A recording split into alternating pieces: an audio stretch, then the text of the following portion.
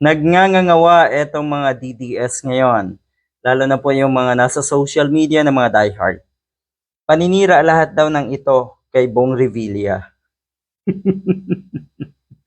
Paninira. Talaga ba? Puro na lang kayo ganyan yung litanya nyo na paninira. Kasi ano, bakit sisiraan ang isang Bong Revilla kung wala talagang kasalanan? Bakit?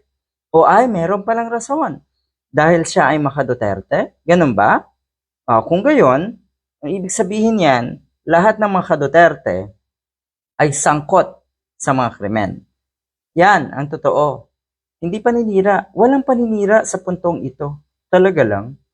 Ang mga nakakaalam daw na mabuting tao si Bong Revilla ay ang mga taga Cavite. Okay. Siyempre taga Cavite yan. Natural.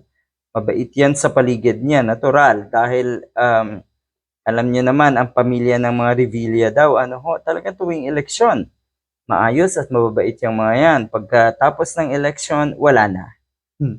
Kaya kayo daw, kung sisiraan nyo si Bong Revilla, make sure daw na taga dito kayo sa Cavite para naman medyo kapanipaniwala.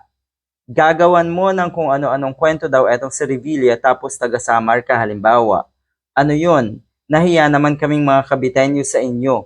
Pumunta kayo dito daw sa Cavite para makita nyo ang nagawa at ginagawa nila dito. Yon.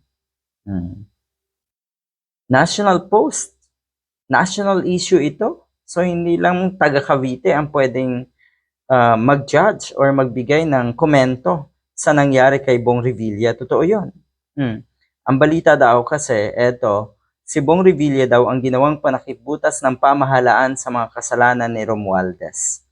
O edi yan ang sabihin niya, yan ang panindigan niya, ilaban niya yung kaso, at tignan natin kung lalabas na siya nga ang ginawang panakipbutas. Kasi kung mayroong mga ganyang panakipbutas, talaga lang, bakit si Bong Revilla?